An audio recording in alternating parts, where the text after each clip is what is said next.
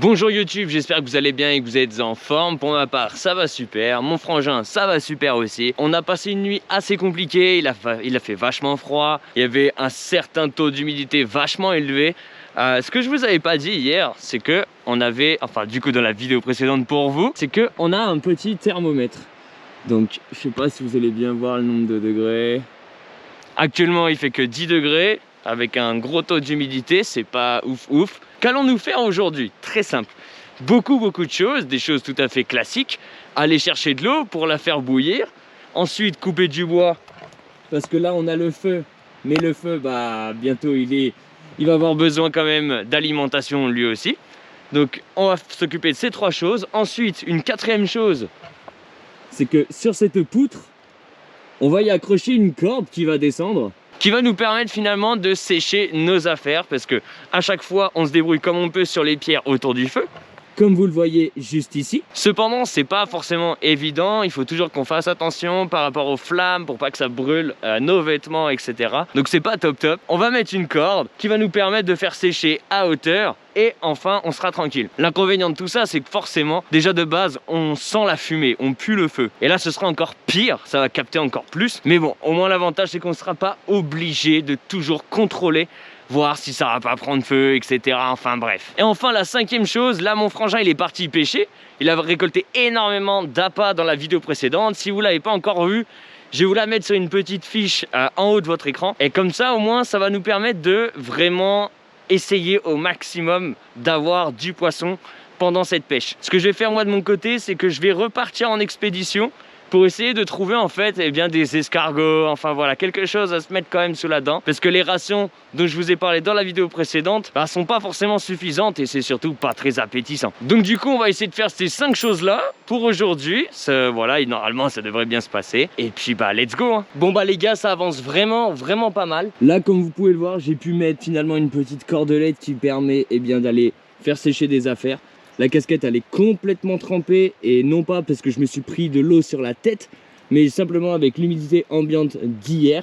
Donc c'était vraiment hardcore. Comment j'ai procédé là-haut? Très simple. Là j'ai fait un petit nœud de chaise, et là pareil. Si vous avez envie d'une vidéo complète de tous les nœuds que j'utilise quand je suis soit en train de faire un trek, soit du bushcraft ou du camping tout simplement, n'hésitez pas à me le dire dans les commentaires. Je vous ferai une vidéo consacrée uniquement à tous les nœuds que j'utilise à chaque fois que je fais ce type d'activité. Si j'ai besoin de redescendre un petit peu mes vêtements, là je l'ai bien fixé, et ici je peux venir lui tirer un petit peu dessus, qui permet de redescendre le vêtement en question. J'ai mis une cordelette élastique qui permet que lorsqu'on a un peu de poids, ça vient voilà lui tirer dessus. Pendant ce temps, bien entendu, comme je vous le dis régulièrement, on n'est pas sur du camping. Il faut donc qu'on soit en activité constamment, mais intelligemment. Ce qui se passe ici, c'est qu'il y a l'eau qui est en train de bouillir. Je sais pas, je pense pas que vous allez le voir. Vous allez voir les bulles. Bon, bref, c'est en train de bouillir. Et en attendant, ce que je fais, c'est que je prépare ce qu'on appelle des petites allumettes. Donc vous pouvez en trouver dans le commerce. Je vous le recommande absolument pas, parce que vous pouvez faire exactement la même chose avec des palettes. Nous, en l'occurrence, on a pris un rondin de bois qu'on avait découpé sur les arbres qui sont juste là-bas pour venir les fendre. Parce que petite anecdote, ce matin, vu que tout était mouillé à cause d'hier et pendant la nuit, après 30 minutes justement à essayer de l'allumer parce que tout était mouillé, on a décidé de fendre une bûche.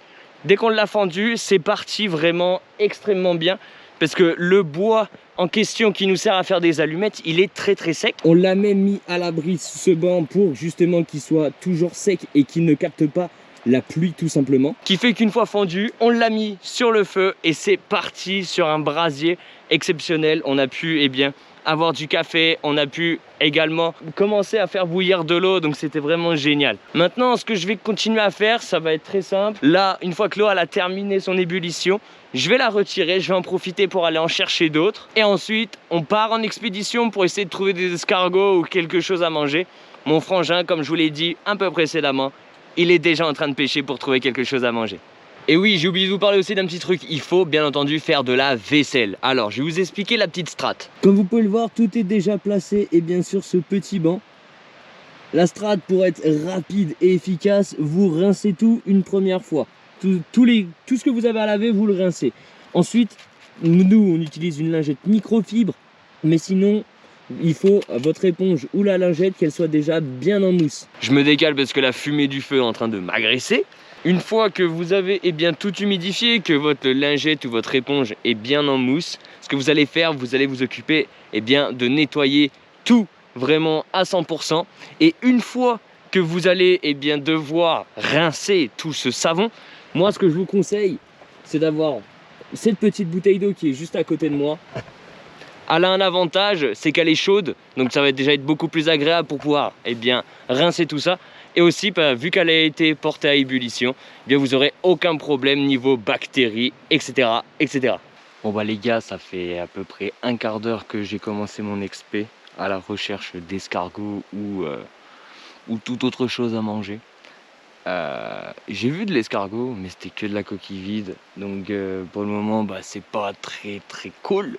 Voilà, on aurait pu avoir quelques petits escargots quand même, mais non, c'est que de la coquille vide. Donc ce que je vais faire, c'est que je vais continuer d'en chercher. Au moment où j'en ai, je vous les montre. Si j'en ai pas, je pourrais pas vous les montrer, logique, mais on va essayer de faire au mieux. Là pour le moment, je suis dans une espèce d'allée bizarre. Pour moi, c'est un sentier qui est créé par les animaux. Après, je peux rien affirmer à 100%. On va continuer de chercher et j'espère vraiment en trouver. Les gars, je suis tombé sur un truc pendant mon expédition. S'il y en a qui savent ce que c'est, dites-moi dans les commentaires justement à quoi ça sert. Parce que là, je me demande vraiment ce que ça fait là en plein milieu des bois et assez haut quand même dans une belle colline. Voilà.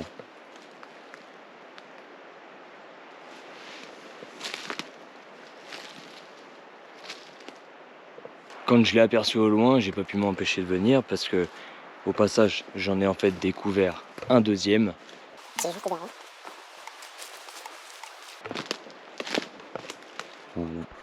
Mais le deuxième a une forme complètement différente.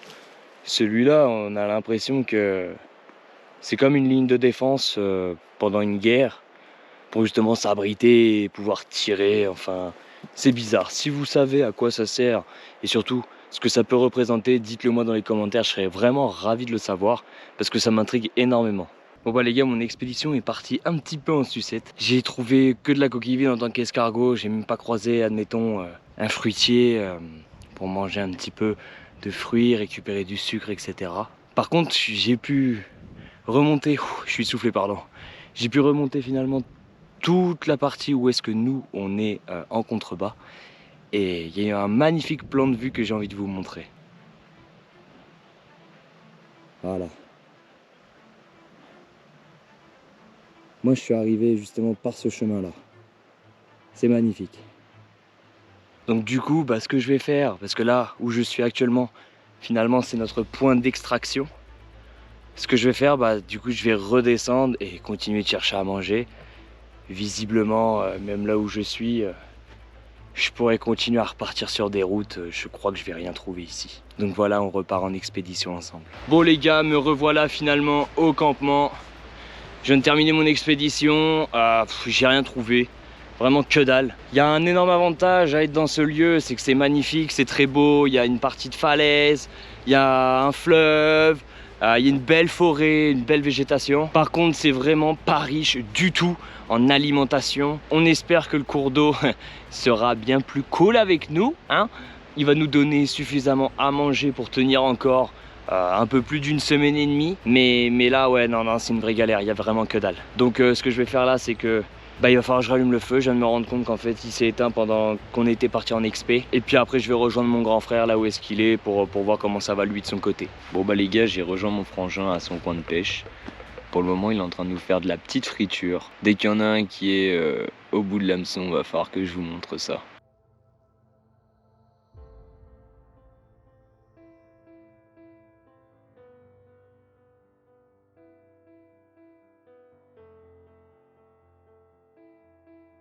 Bon désolé, je pourrais rien vous montrer parce que malheureusement les poissons, eux ils avaient envie de manger les appâts mais ils avaient pas envie qu'on les mange. Du coup on n'a pas pu en ravoir. Ce qui va se passer, c'est qu'il va repêcher au loin. Moi je vais retourner au campement parce que quand je suis rentré tout à l'heure, vous l'avez vu un peu précédemment, le feu il avait crevé tout simplement. Et comme ça, voilà, je vais le réactiver un petit peu en espérant aussi que la pêche du coup soit concluante. Hein. Nous sommes rentrés de la pêche, on a pu bien réactiver le feu parce qu'il commençait à bien mourir avant qu'on arrive. Mais là, j'ai un petit truc à vous montrer. Bon, Médé, qu'est-ce que tu es en train de nous faire là? Une épuisette. Pourquoi tu nous fais une épuisette? Parce qu'il y avait une écrevisse, je me suis chié dessus pour la prendre, j'ai cru, elle était à 2 doigts de me pincer. Du coup, je me suis à moitié jeté à l'eau et j'ai plus de chaussures. Ah ouais, la chaussure elle est là les gars, elle est en train de se J'ai plus de chaussures, je suis tout trempé. Et j'ai juste trop la dalle quoi, c'est tout. Et l'écrevisse, je me voyais déjà la manger quoi. Alors c'est clair et net, je m'en bats les couilles là, je vais y aller là, j'ai trop faim là. Ah les gars, pour que je puisse vous raconter un peu l'anecdote, il me passe sa canne à pêche, on avait vu des écrevisses, il me passe sa canne à pêche pour que je lui tienne, etc. Et à un moment donné, il me dit ouais, je vais sauter sur l'écrevisse et je vais la choper à la main. Je commence à attacher un petit peu l'hameçon sur la canne à pêche, je pense, enfin surtout je me rappelle que j'ai des gants dans ma poche. Au moment où je vais finalement pour lui donner mes gants, et ben j'entends un grand plouf. Il était déjà à l'eau. Bon, on a vu notre repas partir du coup, ça c'est moins cool, mais il m'a fait trop rire. Et puis maintenant, à chaque fois que je regarde cette chaussure, je suis obligé de rigoler. Voilà, c'était la petite anecdote du jour du coup. Alors Médé, vas-y, explique-nous comment tu as fabriqué ton épuisette. Alors déjà, pourquoi on a fait une épuisette? Parce que je pêchais avec une canne à pêche et il n'y avait pas de touche. Hier, on n'a rien fait du tout, on n'a rien mangé hier. Et là, il y a plein de poissons qu'on voit visuellement, plein de petits, mais on n'arrive pas à les choper, ils mordent pas l'hameçon. Du coup, ce que j'ai fait, c'est que j'ai pris mon t-shirt, je l'ai coupé en deux, après je l'ai noué au niveau des coutures du t-shirt pour que ce soit plus solide. Autour d'une branche de noisetier. Enfin, une branche, c'est un arbre le truc. Voilà. Et comme ça, voilà, c'est un vieux t-shirt quoi. Par contre, on n'est pas sponsorisé, je sais pas quoi, hein, vous inquiétez pas. Non, juste, on a juste faim, alors on s'en fout du t-shirt. Voilà. Et du coup, ça fera une épuisette quoi, et on va essayer ça. Avec quoi tu l'as fait tenir au centre pour éviter que les poissons passent? Je l'ai fait tenir avec du fil de fer, pour nouer le cou, au niveau du cou, quand le t-shirt il était entier. Ok. Et le reste, je l'ai fait avec de la tresse à pêche, quoi, juste pour le rejoindre, pour entourer le cerceau du noisetier. Quoi.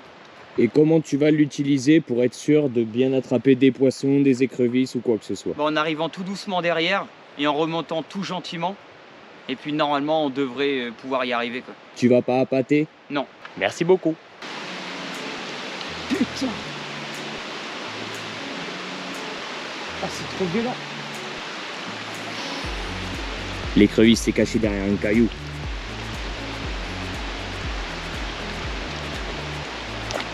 Est-ce qu'elle va gagner ou est-ce que nous allons gagner? Elle va gagner. Trop de courant. Bon les gars, on est revenu de la pêche avec l'épuisette. Ça a été un petit peu concluant quand même, on peut pas dire le contraire, mais c'est pas vraiment ouf. On a pu avoir une écrevisse, donc c'est toujours cool. Là ce qu'on va essayer de faire, c'est d'en avoir au moins une deuxième pour qu'on puisse en manger une chacun. Et on a changé de stratégie. Comme vous pouvez le voir, en fait, j'ai utilisé mon poignard pour en faire après une lance. Donc avec un nœud très résistant. Là, Médé, il est en train de faire sa lance également. Comme je vous avais dit dans cette vidéo un peu plus tôt, si vous souhaitez une vidéo précise sur tous les nœuds qu'on utilise quand on fait du bushcraft, quand on fait du camping sauvage ou quoi, n'hésitez surtout pas à me le dire dans les commentaires. Je vous ferai une vidéo qui va parler du coup des nœuds de chaise, des nœuds d'amarre, quand on fait notre lance, etc., etc. Vous me le dites dans les commentaires et je vous la ferai. Bon les gars, nous sommes revenus de la pêche, ça a été plutôt concluant. On a pu avoir une écrevisse et demie grâce aux lances, donc demain on va employer la même stratégie pour pouvoir manger un petit peu. Elles sont actuellement en train de cuire, comme vous pouvez le voir, là ça devient vraiment bien rose, donc c'est bientôt prêt. Mon frangin il avait pu attraper aussi quelques petits poissons qu'on va pouvoir manger après les écrevisses, donc ce soir c'est vraiment cool. En plus de la ration qui nous donne pas trop envie, mais on va quand même la manger, hein, voilà quoi. Voilà les belles écrevisses les gars. On va se régaler, qu'est-ce que t'en penses Médé? Ça fait plaisir, même si j'aimerais en avoir 50 dans l'assiette. J'avoue, mais là non vraiment là ça sent bon. C'est très appétissant, on va se régaler les gars, meilleure que la ration.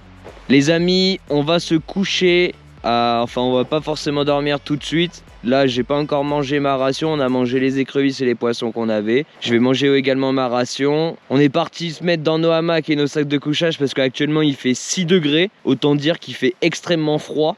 Comme vous pouvez le voir, je m'éclaire avec mon téléphone et pas ma lampe frontale. Parce que franchement, même une luciole éclaire plus que ma lampe frontale.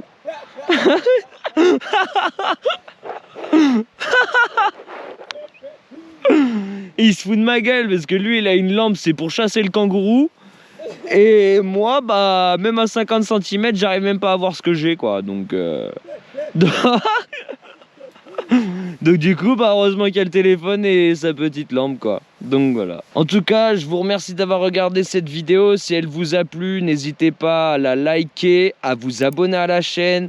Cela me fera extrêmement plaisir. Activez la petite cloche de notification bien entendu. Dites-moi dans les commentaires ce que vous en avez pensé, ce qu'on pourrait améliorer pour justement les prochaines aventures. S'il y a des éléments de cette vidéo que vous aimeriez que je reparle un petit peu plus approfondi dans une autre vidéo, exemple comme celle pour les nœuds, dites-le moi dans les commentaires, je serai ravi de vous la faire. Je vous dis à très bientôt, pour notre part ce sera demain et ciao ciao.